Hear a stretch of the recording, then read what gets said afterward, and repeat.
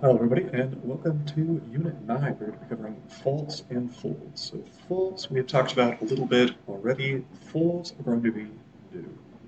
As far as how this relates to the previous unit, this is sort of a different universe, different focus that we're talking about compared to metamorphic rocks, but we have similar cases where you might imagine rocks being put under a lot of pressure.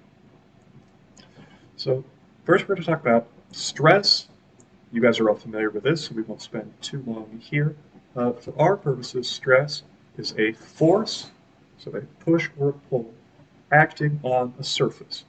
So not just a single point, but acting over some sort of area. You might imagine a block, rock, cube at the bottom of the ocean with all of this pressure pushing in on each of the surfaces. And it's not something, though, the last example, under water pressure, it's going to be equal pressure in every direction, but this does not necessarily have to be the case. Sometimes you have more stress in one direction than in another.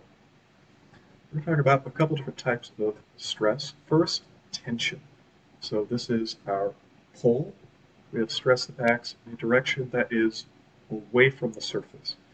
Imagine something like a divergent boundary. It's going to be a region that is under a lot of tension or extension. Sometimes those two are close to interchangeable. We'd also have the opposite, compression.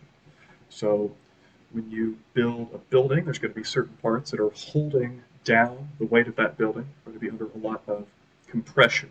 So here the stress is acting towards the surface, into the surface, almost like this. And like what you would imagine at a convergent boundary. You can also have a shear stress. So at a strike-slip fault transform boundary might have stress which acts parallel to the surface, sort of sliding along in the same direction of the surface, sliding past each other. So what happens when you put stress on something? We apply a lot of force to it, and it changes shape. And this change in shape is called strain. So stress is our force applied to some surface, some area, and the result of stress is strain, where we have changed either the shape or the volume of whatever it is that we are putting the force on. So here, we might look at what's going on. So we start here at x, and we slowly increase, and stress is in this direction, we slowly increase the amount of stress that we put on whatever it is that we're putting stress on. Could be a rock, could be something else. And as this happens at first, we get more and more strain. So we're traveling further along in this direction. So stress is increasing, and strain is increasing, stress is increasing, strain is increasing. But all of this, all the way up to right here, elastic limit, all of this is reversible.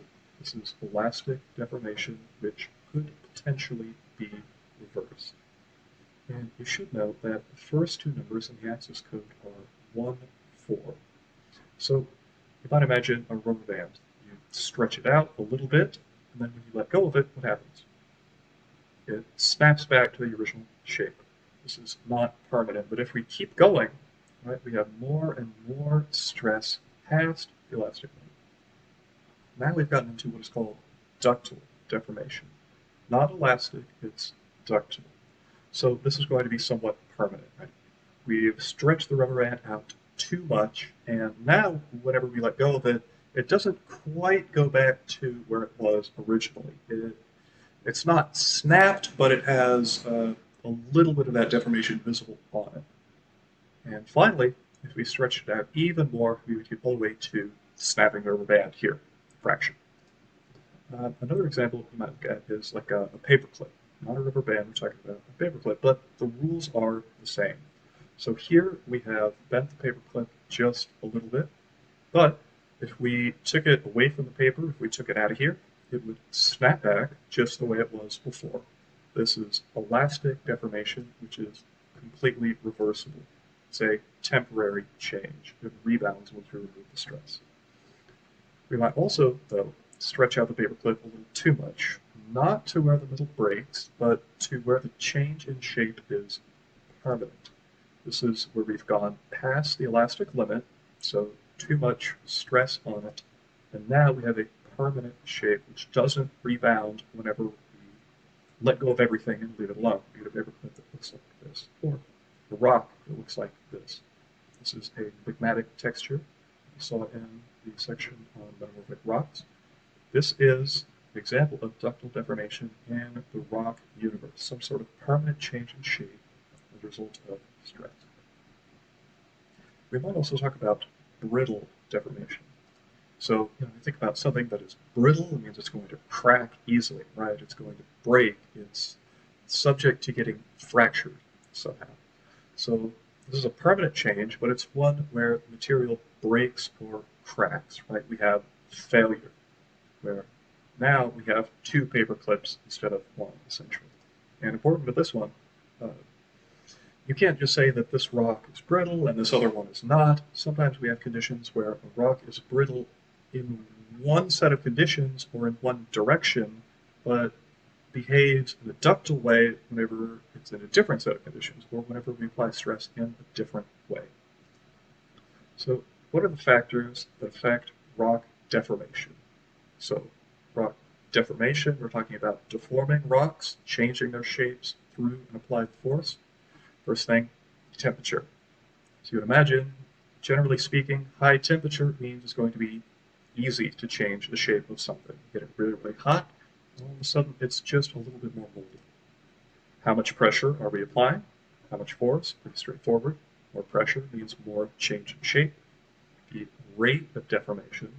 So do we slowly build up the pressure over time, slowly build up the amount of force, or is it applied from 0 to 100 all at once? And finally, what kind of rock are we dealing with? What is the composition of the rock? Next section, I'm going to cover faults.